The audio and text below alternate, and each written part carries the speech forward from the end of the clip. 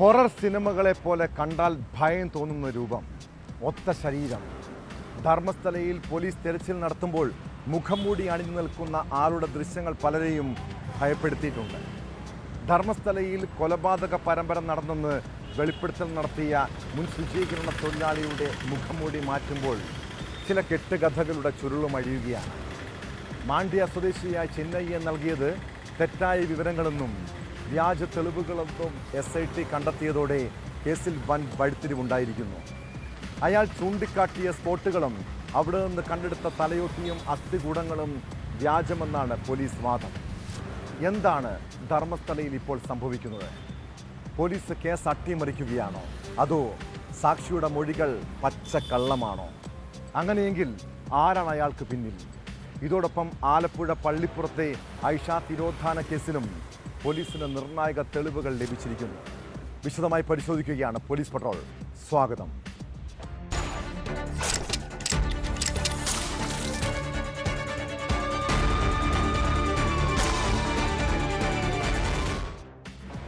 കർണാടകയിൽ ഏറെ കോളിളക്കം സൃഷ്ടിച്ച ധർമ്മസ്ഥലയിലെ കൊലപാതക പരമ്പര ഒരു കെട്ടുകഥയോ കള്ളക്കഥയോ ആയിരുന്നു. അങ്ങനെയെങ്കിൽ ആർക്കു വേണ്ടിയാണ് മുൻ ശുചീകരണ തൊഴിലാളി വെളിപ്പെടുത്തലുമായി രംഗത്തെത്തിയത്? 1/2 കോടി രൂപയോളം ചിലവഴിച്ച് പ്രത്യേക അന്വേഷണ സംഘം തിരച്ചിൽ നടത്തുമ്പോൾ ഇടയ്ക്ക് കേസിൽ എന്താണ് സംഭവിച്ചത്? മൃതദേഹങ്ങൾ കൂട്ടസംസ്കാരം നടത്തിയെന്ന് വെളിപ്പെടുത്തൽ നടത്തിയ ശുചീകരണ തൊഴിലാളി ചിന്നയ്യെ എന്തിനാണ് SIT അറസ്റ്റ് ചെയ്തത്? ഇയാളുടെ മൊഴിയിൽ പൊരുത്തക്കേട് കണ്ടെത്തിയതിനെ തുടർന്നാണ് അറസ്റ്റ് എന്ന് പറയുമ്പോഴും അതിന് പിന്നിൽ എന്തെങ്കിലും അട്ടിമറി ഉണ്ടോ എന്നും സംശയിക്കുന്നവരുണ്ട്. അതിനിടെ പതിറ്റാണ്ടുകൾക്ക് മുൻപ് കാണാതായെന്ന് പറയുന്ന അനന്യ ഭട്ട് എന്ന MBBS വിദ്യാർത്ഥിനിയുടെ തിരോധാന കേസിലും വൻ വഴിത്തിരിവുണ്ടാകുന്നു. തനിക്ക് അങ്ങനെയൊരു മകളില്ലെന്നും എല്ലാവരോടും കള്ളം പറഞ്ഞതാണെന്നും സുജാത ഭട്ട് വ്യക്തമാക്കി.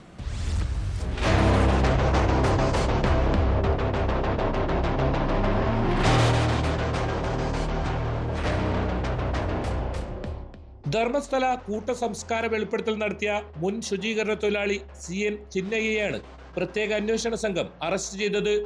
കഴിഞ്ഞ 2 ദിവസങ്ങളിലായി SIT കസ്റ്റഡിയിലായിരുന്നു ഇയാൾ. ചോദ്യം ചെയ്യലിൽ മൊഴികളിൽ പൊരുത്തക്കേട് കണ്ടെത്തിയതിനെ തുടർന്നാണ് അറസ്റ്റെന്ന് കർണാടക ആഭ്യന്തരമന്ത്രി G. പരമേശ്വര വ്യക്തമാക്കി. ബെൽത്തങ്ങാടി കോടതിയിൽ ഹാജരാക്കിയ ഇയാളെ 10 ദിവസത്തേക്ക് പ്രത്യേക അന്വേഷണ സംഘത്തിന്റെ കസ്റ്റഡിയിൽ വിട്ടു. ജൂലൈ 3-നാണ് ഇയാൾ ധർമ്മസ്ഥല പോലീസിൽ പരാതി നൽകിയത്. പ്രായപൂർത്തിയാകാത്ത പെൺകുട്ടികൾ ഉൾപ്പെടെ 100ഓളം പേരെ ധർമ്മസ്ഥലയിൽ വിവിധയിടങ്ങളിൽ സംസ്കരിച്ചിട്ടുണ്ടെന്നായിരുന്നു വെളിപ്പെടുത്തൽ. തുടർന്ന് ജൂലൈ 19-ന് കർണാടക സർക്കാർ പ്രത്യേക അന്വേഷണ സംഘത്തെ രൂപീകരിച്ചു. കേസിലെ സാക്ഷിയായ ശുചീകരണ തൊഴിലാളി ചൂണ്ടിക്കാട്ടിയ 17 ഇടങ്ങളിലാണ് മണ്ണു നീക്കി പരിശോധന നടത്തിയത്. ഇതിൽ പോയിന്റ് 6-ലും 11A-യിൽ നിന്നും മനുഷ്യന്റെ അസ്ഥികൂടങ്ങൾ കണ്ടെത്തിയിരുന്നു. ഇവ ഫോറൻസിക് പരിശോധനയ്ക്കായി അയച്ചിട്ടുണ്ട്. ഇതിനിടയിലാണ് സാക്ഷിയുടെ അറസ്റ്റ് എന്നത് കടുത്ത പ്രതിഷേധത്തിന് ഇടയാക്കിയിട്ടുണ്ട്. കേസ് അട്ടിമറിക്കാനായുള്ള നീക്കത്തിന്റെ ഭാഗമാണ് ശുചീകരണ തൊഴിലാളിയുടെ അറസ്റ്റ് എന്ന് ജസ്റ്റിസ് ഫോർ സൗജന്യ ആക്ഷൻ കമ്മിറ്റി ഭാരവാഹികൾ ആരോപിച്ചു. ആക്ഷൻ കമ്മിറ്റി നേതാവ് മഹേഷ് ഷെട്ടി തിമരോടിയെ മറ്റൊരു കേസിൽ അറസ്റ്റ് ചെയ്ത് റിമാൻഡിൽ കഴിയവെയാണ് പുതിയ സംഭവ വികാസങ്ങൾ ഉണ്ടായത്. ഇതും സംശയത്തിന് ഇടയാക്കിയിട്ടുണ്ട്.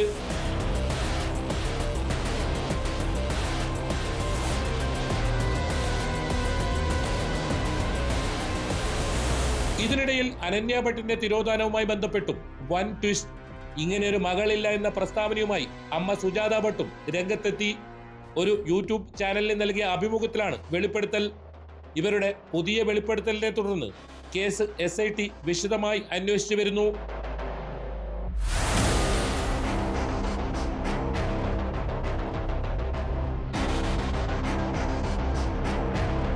ന്യൂസ് 18 ധർമ്മസ്ഥല. ആലപ്പുഴ പള്ളിപ്പുറത്തെ സെബാസ്റ്റ്യൻ കൊലപ്പെടുത്തിയെന്ന് സംശയിക്കുന്നവരുടെ പട്ടികയിലെ 3-ാമത്തെ പേരാണ് ഐഷ. ന്യൂസ് 18-ന്റെ അന്വേഷണ പരമ്പരയിലാണ് ഈ വീട്ടമ്മയെക്കുറിച്ചുള്ള സൂചനകൾ പുറം ലോകമറിഞ്ഞത്. ഇതോടെ ഐഷയുടെ തിരോധാന കേസും ഏറെ ചർച്ച ചെയ്യപ്പെട്ടു. സെബാസ്റ്റ്യൻ തന്നെയാണ് ഇവരെയും കൊലപ്പെടുത്തിയതെന്ന മുൻ പെൺസുഹൃത്ത് റോസമ്മയുടെ വെളിപ്പെടുത്തൽ കേസിൽ വഴിത്തിരിവായി. ഒടുവിൽ ഐഷയെയും സെബാസ്റ്റ്യൻ കൊലപ്പെടുത്തിയതാണെന്ന നിഗമനത്തിലാണ് പോലീസ്. ഇതോടെ ജില്ലാ പോലീസ് മേധാവിയുടെ നിർദ്ദേശപ്രകാരം കേസന്വേഷണത്തിന് പ്രത്യേക സംഘത്തെ രൂപീകരിച്ചു. കേസിൽ സെബാസ്റ്റ്യനെ പ്രതി ചേർക്കുമെന്നാണ് പോലീസ് നൽകുന്ന വിവരം.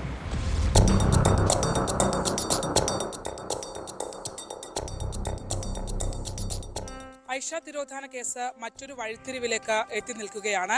ന്യൂസ് 18 പുറത്തു കൊണ്ടുവന്ന, അതായത് പള്ളിപ്പുറത്ത് സെബാസ്റ്റ്യന്റെ വീട്ടിൽ മൃതദേഹാവശിഷ്ടങ്ങൾ കണ്ടെത്തിയ സംഭവവുമായി ബന്ധപ്പെട്ട് നടത്തിയ അന്വേഷണത്തിൽ എല്ലാവരുടെ മുമ്പിൽ ഉണ്ടായിരുന്നത് 2 കേസുകൾ മാത്രമാണ് സെബാസ്റ്റ്യനുമായി ബന്ധപ്പെട്ട് ഉണ്ടായിരുന്നത്. അതിലൊന്ന് എന്നുള്ളത് ജൈനമ്മയുടെ കേസും മറ്റൊന്ന് ബിന്ദു പത്മനാഭന്റെയുമായിരുന്നു. എന്നാൽ ഐഷ എന്ന വാരനാട് സ്വദേശിയായ സ്ത്രീ കൂടി ഇതിനിടയിൽ കാണാതായിട്ടുണ്ട് എന്നും അവർക്ക് സെബാസ്റ്റ്യനുമായി കൃത്യമായ ബന്ധമുണ്ട് എന്നും തെളിയിക്കുന്ന ഒരു വെളിപ്പെടുത്തലായിരുന്നു ന്യൂസ് 18ലൂടെ പുറത്തേക്ക് വന്നത്. അതിൽ ഏറ്റവും പ്രധാനപ്പെട്ടത് റോസമ്മ എന്ന സ്ത്രീയുടെ വെളിപ്പെടുത്തലായിരുന്നു. ഈ ഐഷ എന്ന സ്ത്രീയെ കാണാതാകുന്നതിന്റെ മുൻപത്തെ ദിവസം, അതായത് തന്റെ പേരിൽ വാങ്ങിയ വസ്തു രജിസ്റ്റർ ചെയ്യുന്നതിന്റെ തലേ ദിവസമാണ് ഐഷയെ കാണാതാകുന്നത് എന്നുള്ള വിവരം റോസമ്മ എന്ന അവരുടെ അയൽവാസിയും സെബാസ്റ്റ്യന്റെ പെൺസുഹൃത്തുമായ സ്ത്രീ ന്യൂസ് 18നോട് വെളിപ്പെടുത്തുന്നു. അവരുടെ വെളിപ്പെടുത്തൽ വളരെയധികം നിർണായകമായ പല വിവരങ്ങളും ഉണ്ടായിരുന്നു എന്നുള്ളതാണ്. അതിൽ ഏറ്റവും പ്രധാനപ്പെട്ടത് തന്റെ പേരിൽ ഭൂമി വാങ്ങുന്നതിനായി കരുതി വെച്ചിരുന്ന പണം ഐഷ സെബാസ്റ്റ്യന് നൽകിയിട്ടുണ്ടാകും. അത് വാങ്ങുന്നതിനായി ഞായറാഴ്ച പോയ ഐഷയാണ് കാണാതായത് എന്നുള്ള വിവരം അവർ സ്ഥിരീകരിക്കുന്നു. മറ്റ് കേസുകൾ ഇതിൽ സമാനമായ രീതിയിൽ, അതായത് കാണാതായ സ്ത്രീകളുടെ വീടുകളിലേക്ക് എത്തിയതുപോലെ തന്നെ ഐഷയെ കാണാതായതിനു ശേഷവും ഐഷയുടെ ഫോണിൽ നിന്നും റോസമ്മയുടെ ഫോണിലേക്ക് കോളുകൾ വന്നുകൊണ്ടേയിരുന്നു എന്നുള്ളത് അവർ നമ്മളോട് സ്ഥിരീകരിച്ചു. അതിൽ ഏറ്റവും പ്രധാനപ്പെട്ടതായി നമുക്ക് മനസ്സിലാക്കാൻ കഴിഞ്ഞത് സെബാസ്റ്റ്യന്റെ മറ്റ് കേസുകളിലെ സെയിം മോഡസ് തന്നെയായിരുന്നു ഐഷയുടേതും എന്നുള്ളതാണ്. ഐഷ ഒറ്റപ്പെട്ട് താമസിക്കുന്ന സ്ത്രീയായിരുന്നു, റിട്ടയർഡ് ജീവനക്കാരിയായിരുന്നു. ഒപ്പം തന്നെ അവരുടെ കൈവശം സ്ഥലം എഴുതുന്നതിന് വേണ്ടിയുള്ള പണം ഉണ്ടായിരുന്നു എന്നുള്ളതാണ്. ആ രീതിയിൽ അവർ പറഞ്ഞ കാര്യങ്ങൾ, റോസമ്മ പറഞ്ഞ കാര്യങ്ങൾ വളരെ പ്രധാനപ്പെട്ടതായിരുന്നു. മറ്റൊന്ന്, ഐഷ തൻ്റെ വീട്ടിൽ സെബാസ്റ്റ്യനും ഐഷയും താൻ നാട്ടിൽ പോയ സമയത്ത് ഒരുമിച്ചുണ്ടായിരുന്നു എന്നും ഒരു ദിവസം മുഴുവൻ അവർ ഒരുമിച്ച് തൻ്റെ വീട്ടിൽ ചിലവഴിച്ചു എന്നതടക്കമുള്ള നിർണായക വിവരങ്ങൾ അവർ വ്യക്തമാക്കുന്നു. ഞായറാഴ്ച പള്ളിയിൽ പോയ സമയത്ത് തൻ്റെ ഫോണിലേക്ക് ഐഷയുടെ നിരവധി കോളുകൾ വന്നിരുന്നു. പള്ളിയിലായിരുന്നതിനാൽ തനിക്കത് എടുക്കാൻ കഴിഞ്ഞില്ല എന്നുള്ളതാണ് അവർ വ്യക്തമാക്കിയത്. ഈ വെളിപ്പെടുത്തൽ ന്യൂസ് 18 പുറത്തുവിടുന്നു. അതിന് പിന്നാലെ തന്നെ ഈ റോസമ്മ പറഞ്ഞ കാര്യങ്ങളിലെ ചില വൈരുദ്ധ്യങ്ങൾ കൂടി നമ്മൾ എടുത്തു കാട്ടുന്നു. അതായത് ഐഷ തിരോധാനത്തിന് ശേഷം റോസമ്മയും സെബാസ്റ്റ്യനും തമ്മിൽ ഒരു ബന്ധവുമില്ലായിരുന്നു എന്നാണ് അവർ പറഞ്ഞതെങ്കിൽ മറ്റൊരു ഘട്ടത്തിൽ അങ്ങനെയല്ല, 2017 വരെ സെബാസ്റ്റ്യനും റോസമ്മയും തമ്മിൽ ബന്ധമുണ്ടായിരുന്നു എന്നും അതൊരു വിവാഹത്തിലേക്ക് വരെ എത്തുന്നതിന്റെ അതിന്റെ പടിവാതുക്കൽ വരെ എത്തിയ ബന്ധമാണ് അതെന്നുള്ള അവർ സ്ഥിരീകരിക്കുന്നു. പിന്നാലെ ക്രൈംബ്രാഞ്ചും ഒപ്പം തന്നെ സ്പെഷ്യൽ ബ്രാഞ്ച് അടക്കമുള്ള അന്വേഷണ സംഘങ്ങൾ റോസമ്മയുടെ വീട്ടിലെത്തുന്നു. ചേർത്തല പോലീസും എത്തുന്നു. ഐഷ തിരോധാനത്തിൽ സെബാസ്റ്റ്യന് പങ്കുണ്ട് എന്നുള്ള സംശയത്തിന്റെ നിഴലിലേക്ക് എത്തി എന്നുള്ളതാണ്. തുടർച്ചയായി, അതായത് NCSന്റെ സംഘം ഭൂമി പരിശോധനക്കായി എത്തിയ ഘട്ടത്തിൽ റോസമ്മയുടെ വീട്ടിലും അവരെത്തി. മൃതദേഹാവശിഷ്ടങ്ങൾ ഉണ്ടോ എന്ന് അവരുടെ ഫാമിലടക്കം തിരച്ചിൽ നടത്തുന്നു. റോസമ്മ പറയുന്ന കാര്യങ്ങൾ പൂർണ്ണമായി ശരിയല്ല എന്നൊരു നിഗമനത്തിലേക്ക് അന്വേഷണ സംഘം എത്തുകയും പലതും അവർ ഒളിക്കുന്നുണ്ട് എന്നുള്ള ഒരു നിലപാടിലേക്ക് വരികയും ഒക്കെ ചെയ്തിട്ടുണ്ട്. എന്തായാലും ആ ഒരു വെളിപ്പെടുത്തലോട് കൂടി അൺഡിക്റ്റഡ് എന്ന ചേർത്തല പോലീസ് എഴുതി തള്ളിയ ഒരു കേസ് വീണ്ടും റീഓപ്പൺ ചെയ്യാൻ ന്യൂസ് 18ന്റെ ആ ഒരു വാർത്ത കാരണമായി എന്നുള്ളതാണ്. ആ കേസ് റീഓപ്പൺ ചെയ്തു. ഇപ്പോൾ അതിനുവേണ്ടി ഒരു പ്രത്യേക അന്വേഷണ സംഘത്തെ കൂടി ഇപ്പോൾ ജില്ലാ പോലീസ് മേധാവി അത്തരമൊരു പ്രത്യേക അന്വേഷണ സംഘത്തിന് അതിന്റെ അന്വേഷണ ചുമതല നൽകിയിരിക്കുന്നു എന്നുള്ളതാണ്. ചേർത്തല സിയുടെ നേതൃത്വത്തിലുള്ള സംഘമായിരിക്കും, 9 അംഗ സംഘമായിരിക്കും അന്വേഷിക്കുക. തിരോധാന കേസായി നിലനിൽക്കുന്ന കേസ് 302 അടക്കമുള്ള വകുപ്പുകൾ ചേർത്തുകൊണ്ട് കൊലപാതക കേസായി സെബാസ്റ്റ്യനെ പ്രതി ചേർത്തുകൊണ്ട് അതിന്റെ വകുപ്പുകൾ മാറ്റം വരുത്തുന്നതിനുള്ള ഒരു തീരുമാനത്തിലേക്ക് വരെ അന്വേഷണ സംഘം എത്തിയിരിക്കുന്നു എന്നുള്ളതാണ്. അതാണ് ഗ്യാസ് ഏജൻസി ഒന്ന് ഗ്യാസ് വന്നിരിക്കുന്ന പുതിയ ഇൻഫർമേഷൻ. ആ ഫയലിൽ മുമ്പുണ്ടായിരുന്നൊരു ബാങ്ക് അക്കൗണ്ടിൽ ഇവർക്ക് ഓൾറെഡി അവിടുന്ന് ഇത് പെൻഷൻ കിട്ടിക്കൊണ്ടിരുന്നിരുന്നത്. അതൊരു പെർട്ടിക്കുലർ 2012 കഴിഞ്ഞതിന് ശേഷം പിന്നെ റിസീവ് ചെയ്തത്. ഇപ്പോൾ ടോട്ടൽ ഒരു എമൗണ്ട് 2.5 lakhs ഇപ്പം ഉണ്ട്. ആ എമൗണ്ട് ഉണ്ട്. അതിൻ്റെ അർത്ഥം അതിന് ശേഷം പിന്നെ അവരത് വാങ്ങിയിട്ടുണ്ട്. ആലപ്പുഴയിൽ നിന്നും ശരണ്യ സ്നേഹജൻ, ന്യൂസ് 18.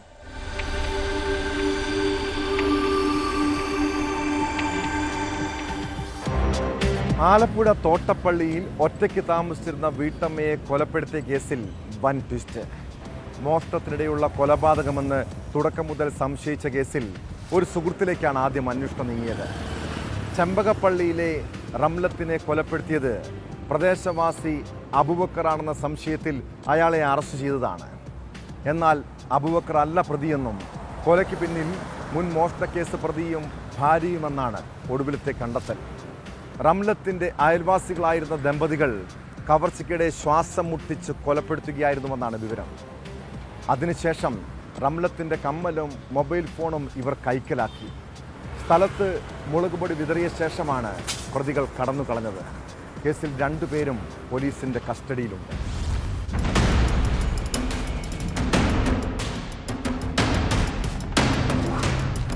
തോട്ടപ്പള്ളിയിൽ വയോധികയെ മരിച്ച നിലയിൽ കണ്ടെത്തിയ സംഭവത്തിലാണ് ആ കേസിലാണ് ഇപ്പോൾ വൻ ട്വിസ്റ്റുകൾ ഉണ്ടായിക്കൊണ്ടിരിക്കുന്നത്. അമ്പലപ്പുഴ ഡിവൈഎസ്പിയുടെ നേതൃത്വത്തിൽ നടത്തിയ പത്രസമ്മേളനത്തിൽ വ്യക്തമാക്കിയത് ഈ മരണപ്പെട്ട സ്ത്രീയുടെ താമസിച്ചിരുന്ന വീടിന് തൊട്ടടുത്തുള്ള പള്ളിയിൽ ജോലി ചെയ്യുന്ന അബൂബക്കർ എന്ന് പറഞ്ഞ വ്യക്തിയാണ് ഈ കൊല നടത്തിയത് എന്നുള്ള സ്ഥിരീകരണം പോലീസ് നമ്മളോട് നടത്തിയിരുന്നു. ഒപ്പം തന്നെ അവർ വ്യക്തമാക്കിയൊരു പ്രധാനപ്പെട്ട കാര്യം, ഈ വ്യക്തിയെ കൊണ്ടുപോയി തെളിവെടുപ്പിന് കൊണ്ടുപോകുന്നു, മൊബൈൽ ഫോൺ കണ്ടെടുത്തു, അതായത് വയോധികയുടെ മൊബൈൽ ഫോൺ അബൂബക്കറിൽ നിന്ന് കണ്ടെടുത്തു എന്നതടക്കമുള്ള കാര്യങ്ങൾ ഇവർ പറയുകയും ചെയ്യുന്നു. മാത്രമല്ല ഇവർ തമ്മിൽ വർഷങ്ങളായി ബന്ധമുണ്ടായിരുന്ന ആളുകളാണ്. ഒപ്പം തന്നെ ഈ മരണപ്പെട്ടു എന്ന് കരുതുന്ന ദിവസം രാത്രി അബൂബക്കർ ആ വീട്ടിലെത്തിയിട്ടുണ്ട്, ബലാത്കാരം അടക്കമുള്ള കാര്യങ്ങൾ നടന്നിട്ടുണ്ട് എന്നടക്കമുള്ള കാര്യങ്ങൾ പോലീസ് സ്ഥിരീകരിക്കുന്നു. അതേ തുടർന്ന് ഇവർ മരണപ്പെട്ടു എന്നുള്ള രീതിയിലാണ് പോലീസ് ആദ്യം വിശദീകരിക്കുന്നത്, മാധ്യമങ്ങളോടക്കം പറയുന്നത്. തുടർന്ന് അബൂബക്കറിനെ റിമാൻഡ് ചെയ്യുകയും ഈ കേസിൽ റിമാൻഡ് ചെയ്യുകയും ചെയ്യുന്നു. എന്നാൽ ഒരു വലിയ ട്വിസ്റ്റ് ആ കേസിൽ ഉണ്ടായിരിക്കുന്നു എന്നുള്ളതാണ്. അതായത് അബൂബക്കർ അല്ല ഇവരെ കൊലപ്പെടുത്തിയത്, വയോധികയെ കൊലപ്പെടുത്തിയത് എന്നുള്ള ഒരു വിവരണത്തിലേക്കാണ് പോലീസ് പോകുന്നത്. 2 പേരെ കൂടി ഈ കേസിൽ അറസ്റ്റ് ചെയ്തിട്ടുണ്ട്. കരുനാഗപ്പള്ളിയിൽ നിന്നാണ് ഈ അറസ്റ്റ് ഉണ്ടായിട്ടുള്ളത്. കൊല്ലം ജില്ലയിൽ നിന്നാണ് ഈ അറസ്റ്റ് ഉണ്ടായിട്ടുള്ളത്. അത് തൃക്കുന്നപ്പുഴ സ്വദേശിയായ സൈനുലാബ്ദിനും ഭാര്യ അനീഷയുമാണ്. ഈ അനീഷയും സൈനുലാബ്ദിനും ഇതിനു മുമ്പ് താമസിച്ചിരുന്നത് ഈ കൊല്ലപ്പെട്ട സ്ത്രീയുടെ വീടിനടുത്താണ്. ഇവരുമായി നേരത്തെ മുൻവൈരാഗ്യമുണ്ട് എന്ന് സ്ഥിരീകരിക്കുന്നു. ഈ അബൂബക്കർ പോയതിനു ശേഷം ഇവർ വീട്ടിലെത്തിയിട്ടുണ്ട്. ഈ മരണപ്പെട്ട സ്ത്രീയെ, അതായത് അവർ മരണപ്പെട്ടു എന്ന് അബൂബക്കർ കരുതുകയായിരുന്നു. പക്ഷേ ആ സമയത്ത് മരണം സംഭവിച്ചിട്ടുണ്ടായിരുന്നില്ല. ഇവര് ശ്വാസം മുട്ടിച്ച്, അതായത് സൈനുലാബ്ദിനും ഭാര്യയും ചേർന്ന് ശ്വാസം മുട്ടിച്ച് കൊലപ്പെടുത്തുകയും സ്വർണം കവരുകയും ചെയ്തു എന്നുള്ളതാണ് ഈ കേസിലെ പുതിയ അപ്ഡേഷനായി പോലീസ് പറയുന്നത്. അതായത് ഇന്നലെ പറഞ്ഞ കാര്യങ്ങളിൽ നിന്ന് തികച്ചും വിരുദ്ധമായ കാര്യങ്ങളാണ് ഇന്ന് ജില്ലാ പോലീസ് മേധാവി SP മോഹനചന്ദ്രൻ അടക്കമുള്ള ആളുകൾ വിവരിക്കുന്നത്.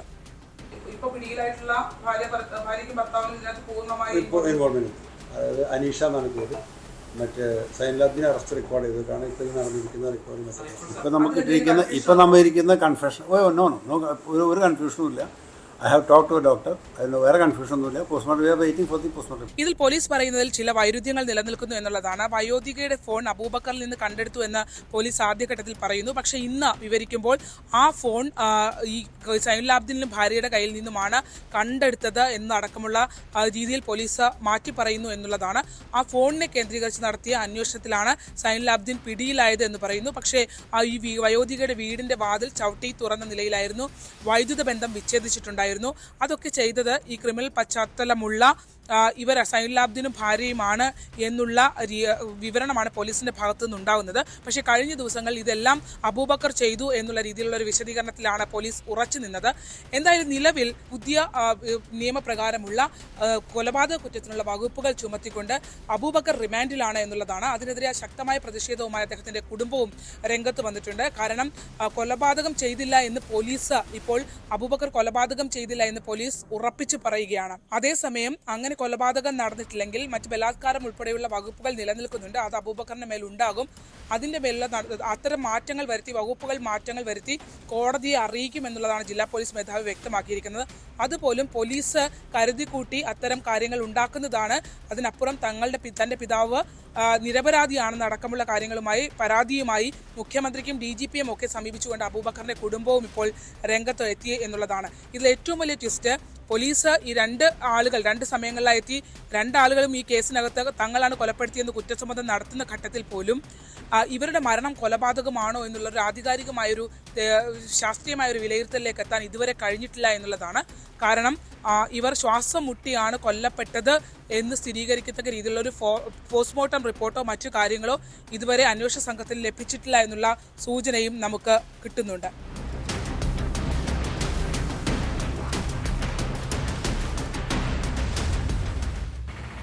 നമ്മൾ മലയാളികൾ പൊതുവെ സ്വർണ്ണാഭരണങ്ങൾ അണിഞ്ഞ് നടക്കുന്നവരാണ്.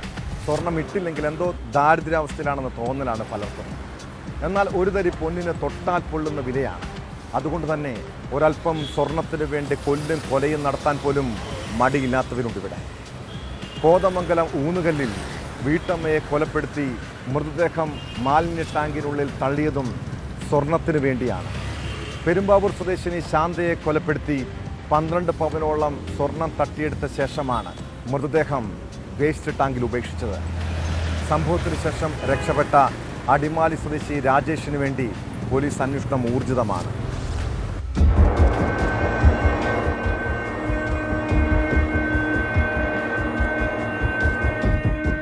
ഊന്നുകലിൽ അടഞ്ഞുകിടന്ന വീട്ടിൽ വെള്ളിയാഴ്ച ഉച്ചയ്ക്കാണ് മൃതദേഹം കണ്ടെത്തിയത്. പെരുമ്പാവൂർ സ്വദേശിയായ വൈദികന്റെ ഉടമസ്ഥതയിലുള്ളതാണ് വീട്. വീടിന്റെ അടുക്കള ഭാഗത്തെ വർക്ക് ഏരിയയിലെ ടാങ്കിലാണ് മൃതദേഹം കണ്ടെത്തിയത്. ദിവസങ്ങൾക്ക് മുമ്പ് വീട്ടിൽ മോഷണശ്രമം നടന്നതായി ഊന്നുകൽ സ്റ്റേഷനിൽ വൈദികൻ പരാതി നൽകിയിരുന്നു. വെള്ളിയാഴ്ച വീട്ടിലെത്തിയപ്പോൾ ദുർഗന്ധം വമിക്കുന്നതറിഞ്ഞ് പോലീസിൽ വിവരമറിയിച്ചു. പോലീസെത്തി പരിശോധന നടത്തിയപ്പോഴാണ് മൃതദേഹം കണ്ടെത്തിയത്. വീടിന്റെ വർക്ക് ഏരിയയുടെ ഗ്രില്ല് തകർത്ത നിലയിലാണ്. മാൻഹോളിൽ നിന്ന് പുറത്തെടുത്ത മൃതദേഹത്തിൽ വസ്ത്രങ്ങളോ ആഭരണങ്ങളോ ഉണ്ടായിരുന്നില്ല. ഒരു ചെവി മുറിച്ച നിലയിലായിരുന്നു. ഇവർ ധരിച്ചിരുന്ന 12 പവനോളം സ്വർണവും നഷ്ടമായിട്ടുണ്ട്. വർക്ക് ഏരിയയിൽ വെച്ച് കൊലപാതകം നടത്തിയ ശേഷം മൃതദേഹം മാൻഹോളിൽ ഒളിപ്പിക്കുകയായിരുന്നെന്നാണ് നിഗമനം.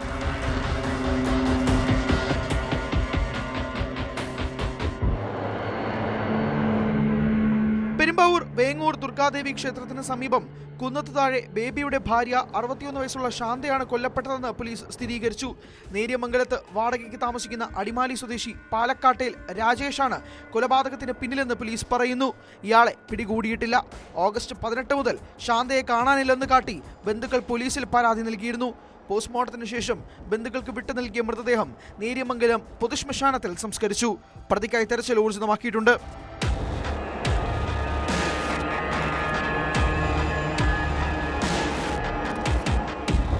ന്യൂസ് 18 കോതമംഗലം. സ്വന്തം കുടുംബജീവിതം തകർന്നാൽ അതിൻ്റെ പഴി മുഴുവൻ മാതാപിതാക്കൾക്കും ബന്ധുക്കൾക്കുമാണ്. അവർ കാരണമാണ് ഞാൻ ഇങ്ങനെ ആയി തീർന്നത്. അതിൻ്റെ പേരിൽ വീട്ടിൽ പതിവായി കലഹമുണ്ടാക്കുന്നവരുണ്ട്. കൊല്ലം കരുനാഗപ്പള്ളിയിലെ ബിനുവിൻ്റെ ഭാര്യ പിണങ്ങിപ്പോയത് മുതൽ അമ്മയുമായി ഇയാൾ സ്ഥിരം പ്രശ്നമായി. കഴിഞ്ഞ ദിവസം അമ്മയുമായുള്ള തർക്കം കൊലപാതകത്തിലാണ് കലാശിച്ചത്. പാവുമ്പ സ്വദേശിനി രാജാമണിയമ്മയെ കൊലപ്പെടുത്തിയ കേസിൽ മകൻ ബിനുവിനെ പോലീസ് അറസ്റ്റ് ചെയ്തു. അമ്മയെ ക്രൂരമായി മർദ്ദിച്ചാണ് കൊലപ്പെടുത്തിയതെന്ന് പ്രതി പോലീസിനോട് പറഞ്ഞു.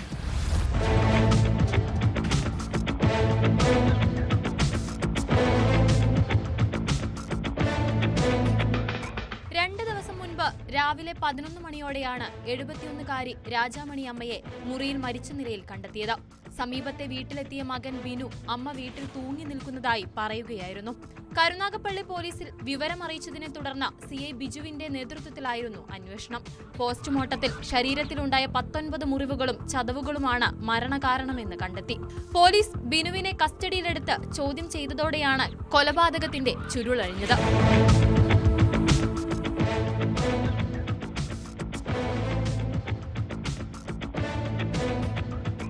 അമ്മയെ മർദ്ദിച്ച് കൊലപ്പെടുത്തുകയായിരുന്നുവെന്ന് ബിനു കുറ്റസമ്മതം നടത്തി. കുടുംബ പ്രശ്നത്തെ തുടർന്ന് ഇയാൾ അമ്മയുമായി ഇടയ്ക്ക് വഴക്കിടാറുണ്ടായിരുന്നുവെന്നും പോലീസ് പറയുന്നു.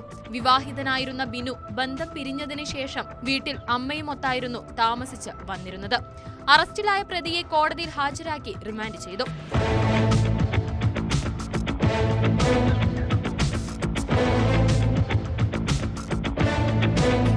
ന്യൂസ് 18 കൊട്ടാരക്കര. കുറേ യുവതികളെ ലൈംഗികമായി ചൂഷണം ചെയ്തതിനെ പല രീതിയിൽ നിങ്ങൾക്ക് ന്യായീകരിക്കാം. ഒരാളും പരാതിയുമായി പോലീസിനെ സമീപിച്ചില്ലല്ലോ എന്നൊക്കെ പറഞ്ഞ് തൽക്കാലം തടിയൂരാം.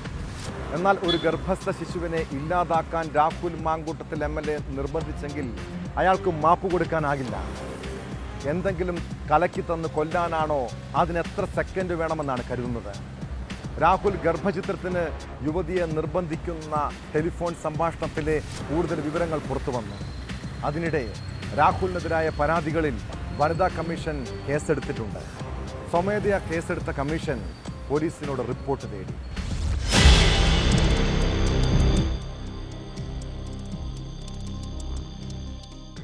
രാഹുൽ മാങ്കൂട്ടത്തിലിനെ കൂടുതൽ വെട്ടിലാക്കുന്നതാണ് യുവതിയുമായുള്ള ഫോൺ സംഭാഷണം. ഗർഭഛിദ്രത്തിന് രാഹുൽ നിർബന്ധിക്കുന്നതാണ് ഒടുവിൽ പുറത്തുവന്ന സംഭാഷണത്തിലുള്ളത്. വഴങ്ങാതെ വന്നതോടെ യുവതിയെ കൊലപ്പെടുത്താനാണ് എങ്കിൽ തനിക്ക് എത്ര സമയം വേണമെന്ന് സംഭാഷണത്തിൽ ചോദിക്കുന്നുണ്ട്. രാഷ്ട്രീയ ഭാവി തകരുമെന്നും ആത്മഹത്യ ചെയ്യുമെന്നും പറഞ്ഞ് യുവതിയെ സമ്മർദ്ദത്തിലാക്കാനും രാഹുൽ ശ്രമിക്കുന്നുണ്ട്.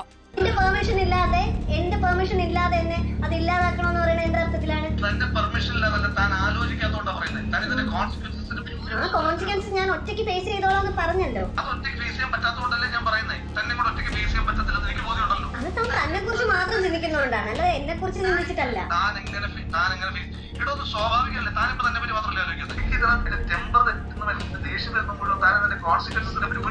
എന്റെ ടെമ്പർ തെറ്റുമ്പോ തനിക്ക് എന്തെങ്കിലും ഒക്കെ വിളിച്ച് പറയാൻ പറ്റുന്ന ഒരു വസ്തു ഒന്നും അല്ല ഞാൻ കേട്ടോ. എന്നിട്ട് എന്തെങ്കിലും കളിക്ക് തന്നെ കൊല്ലാനാണോ?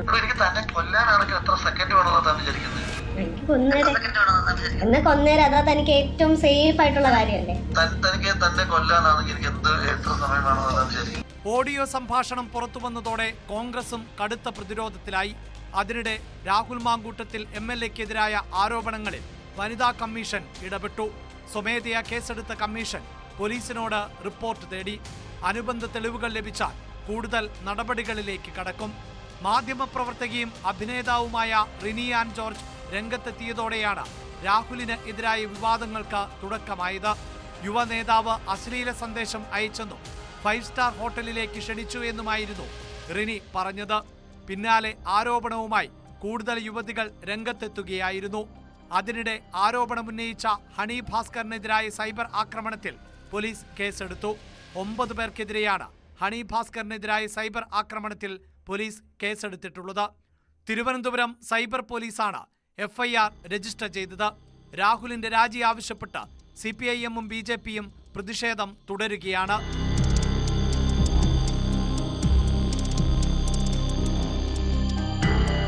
News desk, news 18. പൊതുപ്രവർത്തകരും നിയമപാലകരും ന്യായാധിപന്മാരും സമൂഹത്തിന് നല്ല മാതൃകയാകേണ്ടവരാണ്. എന്നാൽ ഇക്കാലത്ത് നീതി തേടി പോലീസ് സ്റ്റേഷനിലും കോടതിയിലും എത്തുന്നവർ പോലും ചൂഷണത്തിന് ഇരകളാകപ്പെടുന്നു. കൊല്ലം ചവറ കുടുംബ കോടതി ജഡ്ജിക്കെതിരെ ഉയർന്നു വന്ന ലൈംഗിക അതിക്രമ പരാതി അതീവ ഗൗരവമായി കാണണം. വിവാഹമോചന കേസുമായി ബന്ധപ്പെട്ട് കോടതിയിലെത്തിയ യുവതിയോട് ജഡ്ജി V. ഉദയകുമാർ മോശമായി പെരുമാറിയെന്നാണ് പരാതി. സംഭവത്തിൽ ഹൈക്കോടതി അഡ്മിനിസ്ട്രേറ്റീവ് കമ്മിറ്റി അന്വേഷണത്തിന് ഉത്തരവിട്ടു. ജില്ലാ ജുഡീഷ്യറിയുടെ ചുമതലയുള്ള രജിസ്ട്രാർക്കാണ് അന്വേഷണ ചുമതല. പരാതിയെ തുടർന്ന് ജഡ്ജി V. ഉദയകുമാറിനെ വാഹനാപകട നഷ്ടപരിഹാര ട്രിബ്യൂണലിലേക്ക് സ്ഥലം മാറ്റിയിട്ടുണ്ട്. ഇയാൾക്കെതിരെ സമാനമായ മറ്റു 2 പരാതികൾ കൂടി ഉണ്ടെന്നാണ് സൂചന.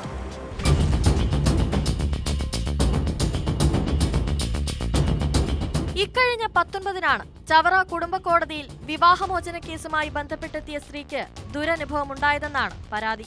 കുടുംബ കോടതി ജഡ്ജ് V. ഉദയകുമാർ ചേംബറിൽ വെച്ച് യുവതിയോട് ലൈംഗികാതിക്രമം നടത്തിയെന്നാണ് പരാതി. സമാനമായ 2 പരാതികൾ കൂടി ഉണ്ടെന്നാണ് സൂചന. ജില്ലാ ജഡ്ജിക്ക് നൽകിയ പരാതി ഹൈക്കോടതിക്ക് കൈമാറുകയായിരുന്നു. ആരോപണ വിധേയനായ കുടുംബ കോടതി ജഡ്ജ് V. ഉദയകുമാറിനെ തൊട്ടടുത്ത ദിവസം വാഹനാപകട നഷ്ടപരിഹാര ട്രിബ്യൂണലിലേക്ക് സ്ഥലം മാറ്റി. ഹൈക്കോടതി അഡ്മിനിസ്ട്രേറ്റീവ് കമ്മിറ്റി അന്വേഷണത്തിന് ഉത്തരവിട്ടിട്ടുണ്ട്.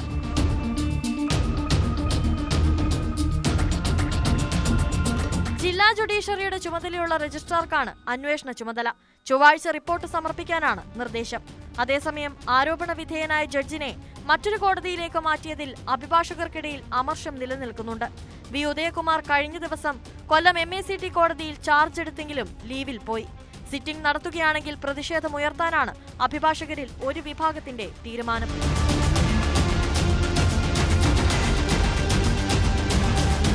ന്യൂസ് 18 കൊല്ലം. കുടുംബസമേതം കേരളത്തിൽ തൊഴിൽ തേടി എത്തുന്ന ഇതര സംസ്ഥാന തൊഴിലാളികൾ പകൽ സമയങ്ങളിൽ ജോലിക്ക് പോകുമ്പോൾ അവരുടെ മക്കളുടെ സുരക്ഷ വലിയ ചോദ്യചിഹ്നമാണ്.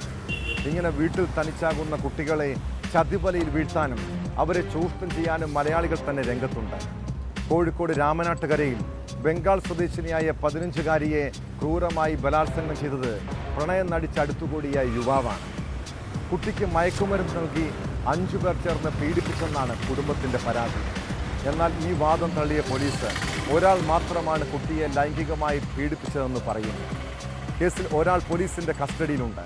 ഒളിവിൽ പോയ മുഖ്യപ്രതിയെ ഉടൻ പിടികൂടാൻ കഴിയുമെന്നാണ് പോലീസിൻ്റെ പ്രതീക്ഷ.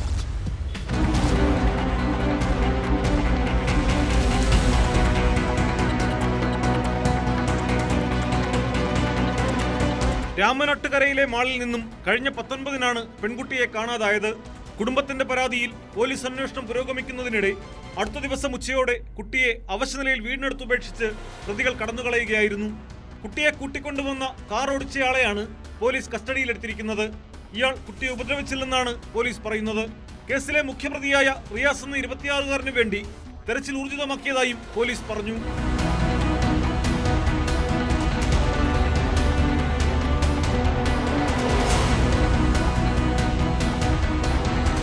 മാളിൽ നിന്നും കൂട്ടിക്കൊണ്ടുപോയ ശേഷം കുട്ടിക്ക് മയക്കുമരുന്ന് നൽകി അടുത്തുള്ള മുറിയിലെത്തിച്ചാണ് ബലാത്സംഗം ചെയ്തത്. ഈ സമയം മറ്റു 4 പേർ കൂടി സ്ഥലത്തുണ്ടായിരുന്നെങ്കിലും ഇവർ ഉപദ്രവിച്ചില്ലെന്നും പോലീസ് പറയുന്നു. എന്നാൽ പോലീസിന്റെ വാദം കുടുംബം തള്ളുകയാണ്. തട്ടിക്കൊണ്ടുപോകപ്പെട്ട ശേഷം തിരികെ വീട്ടിലെത്തിയ കുട്ടി 5 പേർ തന്നെ ഉപദ്രവിച്ചതായി പറഞ്ഞതായി അമ്മയും വലിയമ്മയും പറയുന്നു.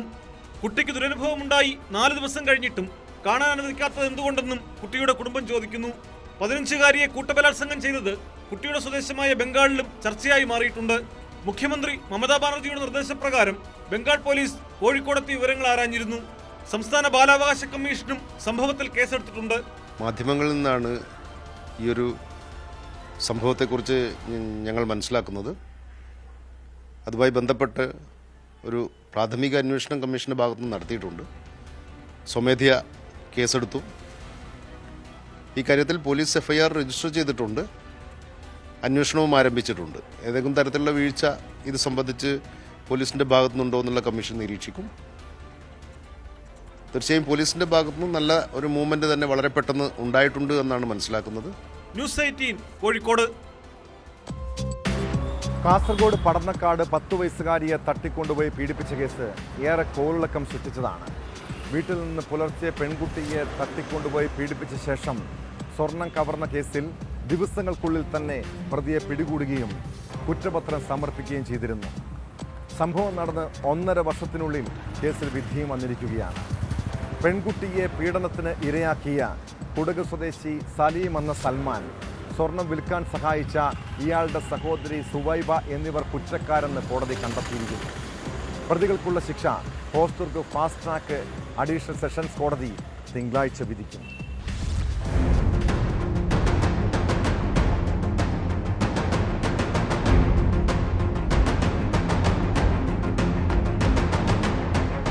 പടന്നക്കാട് വീട്ടിൽ ഉറങ്ങിക്കിടക്കുകയായിരുന്ന 10 വയസ്സുകാരിയെ പാടത്ത് ചുമന്നുകൊണ്ടുപോയി അതിക്രൂരമായി ലൈംഗികമായി പീഡിപ്പിച്ച കേസിലാണ് പ്രതി കുറ്റക്കാരനെന്ന് കണ്ടെത്തിയത്. കേസിൽ Hosdurg fast track additional sessions കോടതി ജഡ്ജി PM സുരേഷ് തിങ്കളാഴ്ച ശിക്ഷ പ്രഖ്യാപിക്കും. കുടക് നാപ്പോക്ക് സ്വദേശി സലീം എന്ന സൽമാനാണ് 1-ാം പ്രതി. കുട്ടിയുടെ കമ്മൽ മോഷ്ടിച്ച് കൂത്തുപറമ്പിലെ ജ്വല്ലറിയിൽ വിൽപ്പന നടത്താൻ സഹായിച്ച പ്രതിയുടെ സഹോദരി സുവൈബ കേസിൽ 2-ാം പ്രതിയാണ്. ഇവരും കുറ്റക്കാരിയാണെന്ന് കോടതി വിധിച്ചു. അപൂർവങ്ങളിൽ അപൂർവമായ കേസായതിനാൽ പ്രതിക്ക് പരമാവധി ശിക്ഷ നൽകണമെന്നായിരുന്നു പ്രോസിക്യൂഷൻ വാദം. ശിക്ഷ ഇളവ് ചെയ്യണമെന്നും വിവാഹിതനാണെന്നും പ്രായമായ മാതാപിതാക്കളുണ്ടെന്നും പ്രതി കോടതിയിൽ പറഞ്ഞു.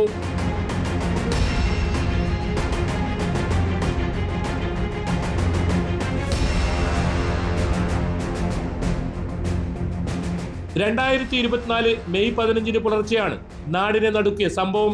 പെൺകുട്ടി വല്യച്ഛനൊപ്പം ഉറങ്ങിക്കിടക്കുകയായിരുന്നു. പിന്നീട് വല്യച്ഛൻ പശുവിനെ കറക്കാൻ പോയ സമയത്താണ് പെൺകുട്ടിയെ മുറിയിൽ നിന്നും എടുത്തുകൊണ്ടുപോയി പീഡിപ്പിച്ചത്. വാതിൽ ചാരിയിടുക മാത്രമാണ് ഉണ്ടായിരുന്നത്. വല്യച്ഛൻ പുറത്തിറങ്ങുന്നതും കാത്ത് സൽമാൻ രാത്രി വീടിന് പുറത്ത് കഴിയുകയായിരുന്നു. ഏറെ ദൂരം ചുമന്നുകൊണ്ടുപോയി വയലിൽ വെച്ചാണ് കുട്ടിയെ പീഡിപ്പിച്ചത്. പെൺകുട്ടി ഉണർന്ന് ബഹളം വെച്ചെങ്കിലും ഭീഷണിപ്പെടുത്തുകയും വായ പൊത്തിപ്പിടിക്കുകയും ചെയ്തു. സംഭവത്തിന് ശേഷമാണ് കമ്മലുകൾ ഊരിയെടുത്തത്. പിന്നീട് റെയിൽവേ സ്റ്റേഷനിലെത്തിയ സൽമാൻ കൂത്തുപറമ്പിലെ സഹോദരിയുടെ വീട്ടിലേക്ക് പോവുകയായിരുന്നു. സഹോദരിയുടെ സഹായത്തോടെ സ്വർണ്ണക്കമ്മലുകൾ കൂത്തുപറമ്പിലെ ജ്വല്ലറിയിൽ വിറ്റു. പിന്നീട് ബാംഗ്ലൂർ വഴി ആന്ധ്രയിലേക്ക് കടന്നു. ആന്ധ്രയിൽ ഹോട്ടൽ ജോലി ചെയ്യുന്നതിനിടെയാണ് ഹോസ്ദുർഗ് ഇൻസ്പെക്ടറായിരുന്ന പേരാവൂർ ഡിവൈഎസ്പി MP ആസാദിന്റെ നേതൃത്വത്തിൽ അറസ്റ്റ് ചെയ്തത്. 60 സാക്ഷികളെ കോടതി വിസ്തരിച്ചിരുന്നു. ശാസ്ത്രീയ തെളിവുകളടക്കം 117 രേഖകൾ അന്വേഷണ സംഘം കോടതിയിൽ ഹാജരാക്കി. 39 ദിവസത്തിനുള്ളിൽ കുറ്റപത്രം സമർപ്പിച്ചു എന്ന പ്രത്യേകതയും ഈ കേസിനുണ്ട്. 7 മാസം കൊണ്ടാണ് കേസിൽ വിചാരണ പൂർത്തിയാക്കിയത്.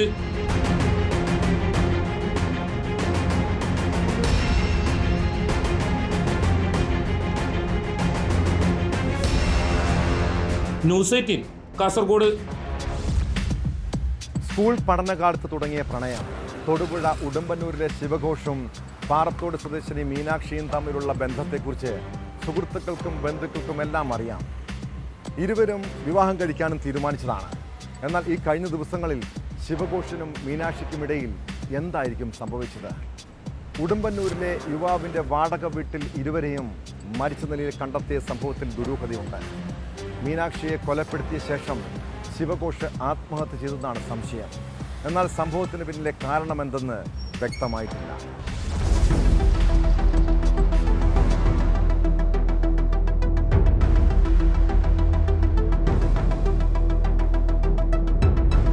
കഴിഞ്ഞ ദിവസം ഉച്ചയ്ക്ക് 1:30 സംഭവം പുറത്തറിയുന്നത്. മീനാക്ഷിയെ കൊന്ന ശേഷം ശിവഘോഷ് തൂങ്ങി മരിച്ചെന്നാണ് പ്രാഥമിക നിഗമനം. ശിവഘോഷും മീനാക്ഷിയും അടിമാലി കൊന്നത്തടി സ്വദേശികളാണ്. ഇരുവരും ഒരേ സ്കൂളിലാണ് പഠിച്ചത്. അന്നു മുതൽ ഇഷ്ടത്തിലായിരുന്നു ഇരുവരും. തൊടുപുഴ ഉടുമ്പന്നൂരിന് സമീപം പാറേക്കവലിയിലെ വാടക വീട്ടിലാണ് രണ്ടുപേരെയും മരിച്ച നിലയിൽ കണ്ടത്. ശിവഘോഷ് അമ്മയ്ക്കും സഹോദരിക്കുമൊപ്പം കുറച്ചുനാളായി ഈ വാടക വീട്ടിലായിരുന്നു താമസിച്ചിരുന്നത്. ശിവഘോഷിന്റെ അമ്മ ജോലിക്ക് പോയതിന് പിന്നാലെ മീനാക്ഷി വീട്ടിലെത്തിയതായാണ് വിവരം. ഉച്ചയ്ക്ക് 12 മണിയോടെ ബന്ധുവായ ആദർശ് ശിവഘോഷിനെ ഫോണിൽ വിളിച്ചു. പലതവണ വിളിച്ചിട്ടും എടുക്കാതെ വന്നതോടെ ആദർശ് പാറേക്കവലിയിലെ വീട്ടിൽ അന്വേഷിച്ചെത്തി. അപ്പോഴാണ് മുറിയിലെ ഫാനിൽ തൂങ്ങി മരിച്ച നിലയിൽ ശിവഘോഷിനെ കണ്ടത്. ഉടൻ തന്നെ മുതലക്കോടത്തെ സ്വകാര്യ ആശുപത്രിയിൽ എത്തിച്ചുവെങ്കിലും ജീവൻ രക്ഷിക്കാനായില്ല.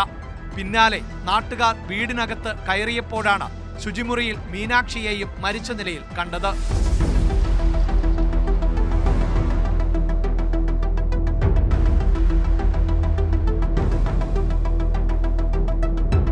യുവതിയെ കഴുത്ത് ഞെരിച്ചതിന്റെ പാടുകളുണ്ട്. മീനാക്ഷിയെ കൊന്ന ശേഷം ശിവഘോഷ് ആത്മഹത്യ ചെയ്തതാകാം എന്നാണ് സംശയം. ഇവർ തമ്മിൽ അടുത്ത ദിവസങ്ങളിൽ ചില തർക്കങ്ങൾ ഉണ്ടായിരുന്നതായും പോലീസിന് വിവരം ലഭിച്ചു. വാക്കുതർക്കത്തിന് പിന്നാലെ കൊലപാതകം നടന്നതായാണ് പോലീസിന്റെ പ്രാഥമിക നിഗമനം. പോസ്റ്റ്മോർട്ടം റിപ്പോർട്ട് ലഭിച്ചാൽ മാത്രമേ കൂടുതൽ വ്യക്തത വരൂ. സംഭവത്തിൽ വിശദമായ അന്വേഷണം നടന്നുവരികയാണെന്ന് പോലീസ് പറഞ്ഞു.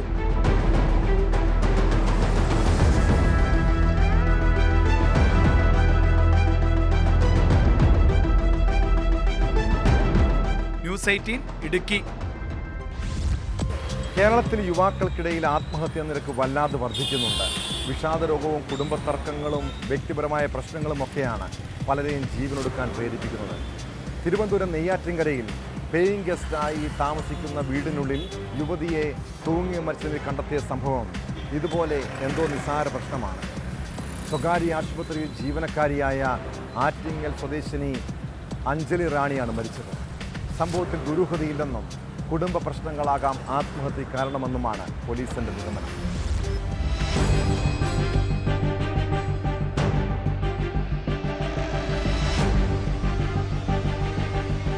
നെയ്യാറ്റിൻകരയിലെ സ്വകാര്യ ആശുപത്രിയിൽ ജീവനക്കാരിയാണ് മരിച്ച അഞ്ജലി റാണി.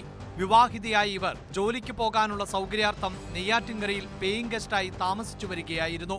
സ്ഥാപനത്തിലെ 4 പേരാണ് ഇവരോടൊപ്പം മുറിയിൽ താമസിച്ചിരുന്നത്. അഞ്ജലിക്ക് അവധിയായിരുന്നതിനാൽ ഇവർ മാത്രമായിരുന്നു മുറിയിൽ ഉണ്ടായിരുന്നത്. പതിവ് സമയമായിട്ടും ഇവരെ കാണാത്തതിനെ തുടർന്നുള്ള അന്വേഷണത്തിലാണ് മുറിയിൽ തൂങ്ങിയ നിലയിൽ മൃതദേഹം കണ്ടത്.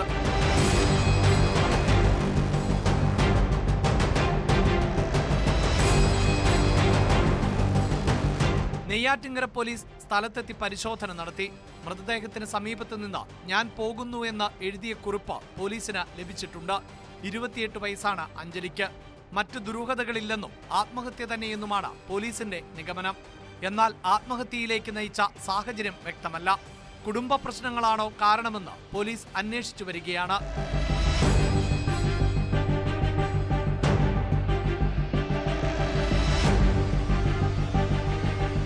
ന്യൂസ് 18 നെയ്യാറ്റിൻകര. വിദേശത്തെ പണമിടപാടുമായി ബന്ധപ്പെട്ട പ്രശ്നങ്ങളുടെ പകവീട്ടം നടക്കുന്നത് ഇപ്പോൾ കേരളത്തിലാണ്.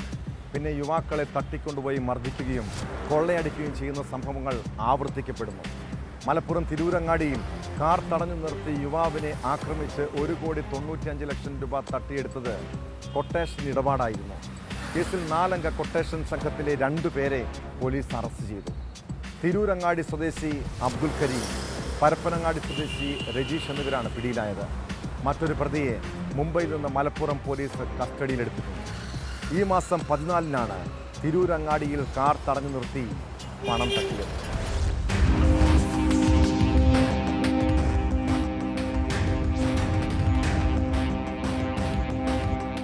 കൊടിഞ്ഞിയിൽ നിന്ന് നിന്ന് പണം വാങ്ങി താനൂർ ഭാഗത്തേക്ക് പോകുമ്പോൾ തെയ്യാലിങ്ങൽ ഹൈസ്കൂൾ പടിയിൽ വെച്ചായിരുന്നു കവർച്ച. ഈ മാസം 14 രാത്രി 10 മണിയോടെയായിരുന്നു സംഭവം. 4 പേർ ചേർന്ന് മാരകായുധങ്ങളുമായി കാർ അടിച്ചു തകർത്ത് ബാഗിൽ സൂക്ഷിച്ച പണം കവർന്നെടുത്തു എന്നായിരുന്നു പരാതി. തിരൂരങ്ങാടി TC റോഡിലെ തടത്തിൽ വീട്ടിൽ അബ്ദുൾ കരീം, പരപ്പനങ്ങാടി ഉള്ളണം മംഗലശ്ശേരി വീട്ടിൽ രജീഷ് എന്നിവരാണ് കേസിൽ അറസ്റ്റിലായത്. ഇവരിൽ നിന്നും കിട്ടിയ വിവരത്തിന്റെ അടിസ്ഥാനത്തിൽ തിരൂരങ്ങാടി പന്താരങ്ങാടി സ്വദേശിയെയും കസ്റ്റഡിയിൽ എടുത്തിട്ടുണ്ട്. ഇയാൾ കുറ്റകൃത്യത്തിനായി ആൾട്ടോ കാറിൽ വന്നവരിൽ ഒരാളാണ്. കേസിൽ നേരിട്ട് പങ്കെടുത്ത ഒരാളെ കൂടി കണ്ടെത്തേണ്ടതുണ്ട്. ഇയാളെ കണ്ടെത്താനുള്ള ശ്രമം പുരോഗമിക്കുകയാണെന്ന് പോലീസ് അറിയിച്ചു.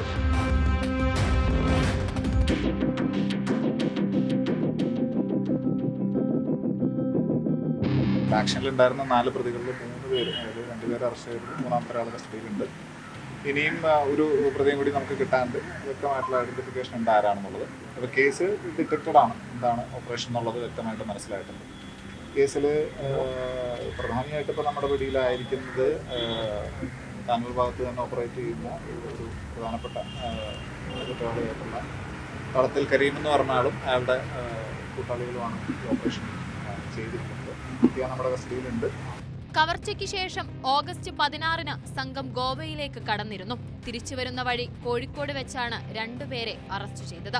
പണം തട്ടിയെടുക്കാൻ കൊട്ടേഷൻ നൽകിയവരെ കുറിച്ചും പോലീസിന് കൃത്യമായ സൂചന ലഭിച്ചിട്ടുണ്ട്. തട്ടിയെടുത്ത പണം ഉടൻ കണ്ടെത്താൻ കഴിയുമെന്നും പോലീസ് പറഞ്ഞു.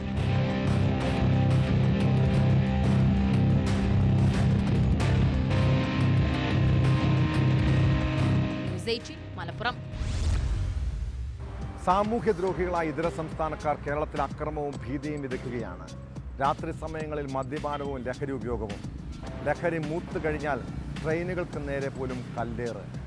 പാലക്കാട് ഒറ്റപ്പാലത്ത് ട്രെയിനുകൾക്ക് നേരെ കല്ലെറിഞ്ഞ സംഭവത്തിൽ പിടിയിലായ 4 പേർ സംഘം റെയിൽവേക്കും പോലീസിനും സ്ഥിരം തലവേദനയാണ്. ബീഹാർ സ്വദേശികളായ അമിത് കുമാർ, നിതീഷ് കുമാർ, ധോല കുമാർ, രൺധീർ എന്നിവരെ RPF ആണ് അറസ്റ്റ് ചെയ്തത്.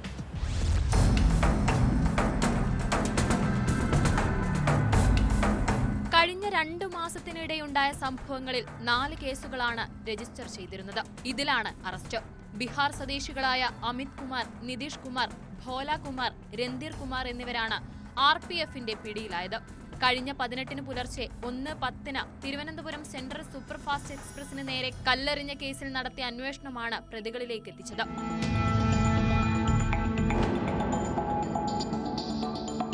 തിരുവനന്തപുരം സെൻട്രൽ സൂപ്പർഫാസ്റ്റ് എക്സ്പ്രസിലെ ജനറൽ കമ്പാർട്ട്മെന്റിൽ യാത്ര ചെയ്തിരുന്നയാൾക്ക് കല്ലേറിൽ പരുക്കേറ്റിരുന്നു. സംഭവത്തിൽ RPF പ്രത്യേക സംഘം രൂപീകരിച്ചാണ് അന്വേഷണം നടത്തിയത്. പാലത്തിനോട് ചേർന്ന് പോലീസ് പ്രത്യേക സുരക്ഷാ ക്യാമറകൾ സ്ഥാപിച്ചിരുന്നു. ഈ ക്യാമറ ദൃശ്യങ്ങൾ കേന്ദ്രീകരിച്ചായിരുന്നു അന്വേഷണം. അന്വേഷണ സംഘം നടത്തിയ ചോദ്യം ചെയ്യലിൽ കഴിഞ്ഞ ജൂലൈ 13 ഐലൻഡ് എക്സ്പ്രസിനു നേരെയും കല്ലെറിഞ്ഞതായി പ്രതികൾ സമ്മതിച്ചു. ഇവർ മായന്നൂർ പാലത്തിന് താഴെയെത്തി മദ്യപിക്കുന്നത് പതിവാണെന്നും ഇതിനുശേഷമാണ് കല്ലെറിയുന്നത് എന്നുമാണ് RPFന്റെ കണ്ടെത്തൽ.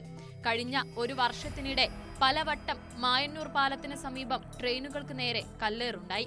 കഴിഞ്ഞ മാസം ഇതേ സ്ഥലത്ത് പാളത്തിൽ ഇരുമ്പ് ക്ലിപ്പുകൾ കയറ്റിവെച്ച് അട്ടിമറി ശ്രമം നടന്നതായും കണ്ടെത്തിയിരുന്നു.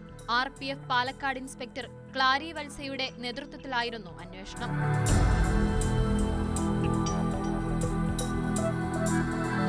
ന്യൂസ് 18 പാലക്കാട്. ഈ നാട്ടിൽ നിയമം എല്ലാവർക്കും ഒരുപോലെ ബാധകമാണ്. എന്നാൽ നിയമം കയ്യിലെടുക്കുന്ന ചില ജനപ്രതിനിധികൾ അവർ പറയുന്നത് പോലെ എല്ലാ കാര്യവും നടക്കണമെന്ന് ശാഠ്യം പിടിക്കും. തിരുവനന്തപുരം വർക്കലയിൽ ആശുപത്രിയിൽ ഭീകരാന്തരീക്ഷം സൃഷ്ടിക്കുകയും ആരോഗ്യ പ്രവർത്തകരെ കയ്യേറ്റം ചെയ്യുകയും ചെയ്തത് പഞ്ചായത്ത് അംഗങ്ങൾ ഉൾപ്പെടുന്ന സംഘമാണ്. സംഭവത്തിൽ ഇലകമൺ ഗ്രാമപഞ്ചായത്തിലെ BJP അംഗങ്ങളായ 5 പേർക്കെതിരെ പോലീസ് കേസെടുത്തു.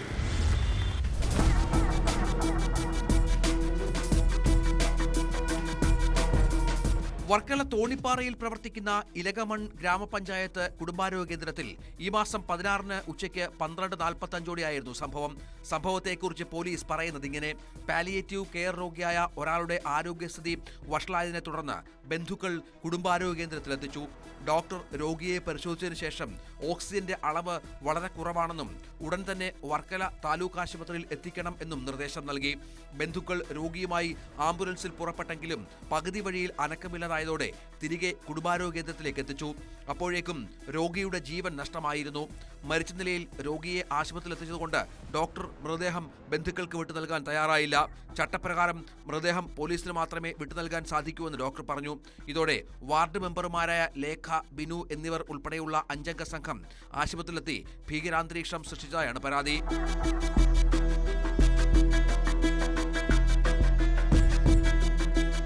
ജീവനക്കാരെ അസഭ്യം പറയുകയും വനിതാ ഡോക്ടറെ കൈയേറ്റം ചെയ്യാൻ ശ്രമിക്കുകയും ചെയ്തതായും പരാതിയുണ്ട്. ആശുപത്രിയിലെ സാധന സാമഗ്രികൾ അടിച്ചു തകർത്തായും ഡോക്ടറും ജീവനക്കാരും പോലീസിന് മൊഴി നൽകി. തുടർന്നാണ് അയിരൂർ പോലീസ് പഞ്ചായത്ത് അംഗങ്ങൾ ഉൾപ്പെടെയുള്ള 5 പേർക്കെതിരെ കേസ് രജിസ്റ്റർ ചെയ്തത്.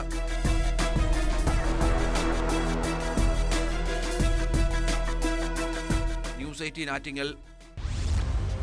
പോലീസ് ജനങ്ങളോട് മാന്യമായി പെരുമാറണമെന്ന് സംസ്ഥാന പോലീസ് മേധാവി ഇടയ്ക്ക് സർക്കുലർ ഇറക്കാറുണ്ട്. എന്നാൽ പൊതുജനങ്ങളോട് ചില പോലീസുകാർ മാന്യതയ്ക്കും അന്തസ്സിനും നിരക്കാത്ത രീതിയിൽ സംസാരിക്കുന്നുവെന്ന വിമർശനം പലപ്പോഴും കേൾക്കാം. നീതി തേടി സാധാരണക്കാരന് പോലീസ് സ്റ്റേഷനുകളിൽ പോലും പോകാൻ കഴിയാത്ത സാഹചര്യമാണ്. ഇടുക്കി നെടുങ്കണ്ടം പോലീസ് സ്റ്റേഷനിൽ മൊഴി നൽകാനെത്തിയ ആരോഗ്യവകുപ്പ് പ്രവർത്തകരോട് അപമര്യാദയായി പെരുമാറിയതാണ് ഒടുവിലത്തെ പരാതി. വാഹനാപകടം സംബന്ധിച്ച് മൊഴി നൽകാൻ എത്തിയപ്പോഴാണ് ദുരനുഭവം ഉണ്ടായതെന്ന് ഉടുമ്പൻചോല കുടുംബാരോഗ്യ കേന്ദ്രത്തിലെ ജീവനക്കാർ പരാതിയിൽ പറയുന്നു.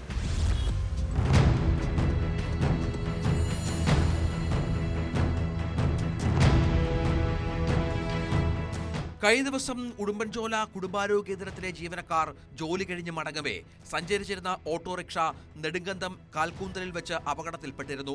ആരോഗ്യവകുപ്പ് ജീവനക്കാർ അല്ലാതെ മറ്റ് യാത്രക്കാരും വാഹനത്തിലുണ്ടായിരുന്നു. അപകടശേഷം ഇവർ നെടുങ്കണ്ടം താലൂക്ക് ആശുപത്രിയിൽ ചികിത്സ തേടി. ആശുപത്രിയിൽ നിന്ന് അപകടം സംബന്ധിച്ച വിവരം പോലീസിന് കൈമാറി. എന്നാൽ പരിക്കേറ്റവരുടെ മൊഴി രേഖപ്പെടുത്താൻ പോലീസ് ആശുപത്രിയിലെത്തിയില്ല. പകരം സ്റ്റേഷനിലേക്ക് വിളിച്ചു വരുത്തുകയാണ് ചെയ്തത്. സ്റ്റേഷനിൽ 3 മണിക്കൂറോളം ഇരുന്നിട്ടും ഇവരുടെ മൊഴി രേഖപ്പെടുത്തിയില്ലെന്നും അപമര്യാദയായി പെരുമാറിയെന്നുമാണ് ആരോപണം. ഞങ്ങളുടെ കൂടെ വേറെ ആളുണ്ടായിരുന്നതിന് ഒരുപാട് നേരം അങ്ങ് ഉദൂരം അടുത്തോട്ട് കൊണ്ടുപോയി അവിടെ ചെന്നാണ് അവരോട് ചോദിക്കുന്നത്. ഞങ്ങളോട് അവിടെ ഇരിക്കാൻ പറഞ്ഞു. ഞങ്ങളിരുന്നു. കുറച്ച് കഴിഞ്ഞപ്പോൾ നിങ്ങൾ പൊക്കോ, അവർ മാത്രം തന്നാൽ മതി എന്ന് പറഞ്ഞു. എന്നിട്ട് ഞങ്ങൾ പോയില്ല. അവരെ ഇട്ടിട്ട് ഞങ്ങൾക്ക് പോകാൻ പറ്റത്തില്ലല്ലോ. അവർ പോലീസുകാർ തന്നെ അവരോട് പറയാ ഇവർക്ക് കംപ്ലൈന്റ് ഒന്നും ഇല്ലെന്ന് പറഞ്ഞ് ഞങ്ങളെല്ലാവരും പോയി. നിങ്ങൾക്ക് മാത്രം ഉള്ളെന്ന് പറഞ്ഞപ്പോൾ അവർക്ക് ഒത്തിരി വിഷമമായി. ഞങ്ങൾ പറഞ്ഞു ഞങ്ങൾ നിങ്ങളുടെ കൂടെ ഉള്ളതാന്ന് പറഞ്ഞു. അത് കഴിഞ്ഞിട്ട് പിന്നെ ഇവർ ഞങ്ങളെ ഒന്നും വിളിച്ചില്ല. കേസ് ഒത്തുതീർപ്പായെന്നും പറഞ്ഞുകൊണ്ട് രാത്രിയില്ല അവർ കേസില്ലെന്നും ഒത്തുതീർപ്പല്ല അവർ കേസില്ലെന്നും പറഞ്ഞുകൊണ്ട് ഈ ലീലാമയെന്ന് പറഞ്ഞ ആൾ എന്നെ ബാക്കി എൻ്റെ കൂടെ ഉണ്ടായിരുന്നവരെ എല്ലാം വിളിച്ചു. സ്റ്റേഷനിൽ ഉണ്ടായിരുന്ന വനിതാ ജീവനക്കാരി ഇവർക്കൊപ്പം യാത്ര ചെയ്തിരുന്ന മറ്റൊരാളെ മാത്രം വിളിച്ച് വിവരങ്ങൾ തിരക്കുകയും പിന്നീട് കേസിൽ നിന്ന് പിന്മാറണമെന്ന് ഇവരോട് ആവശ്യപ്പെടുകയുമായിരുന്നു. കേസെടുക്കാൻ ആവില്ലെന്നും അറിയിച്ചു. പരാതി പിൻവലിക്കുന്നതിനായി ഭീഷണിപ്പെടുത്തിയതായും ഇവർ ആരോപിക്കുന്നു. ഇത് സംബന്ധിച്ച് ഉടുമ്പൻചോല കുടുംബാരോഗ്യ കേന്ദ്രത്തിലെ ജീവനക്കാരും സംഭവത്തിൽ പരിക്കേറ്റവരുമായ ചന്ദ്രവല്ലിയമ്മ, ബ്ലസി, മാർട്ടിൻ, റംലത്ത് ബീവി എന്നിവർ ആരോഗ്യവകുപ്പിന് പരാതി നൽകി.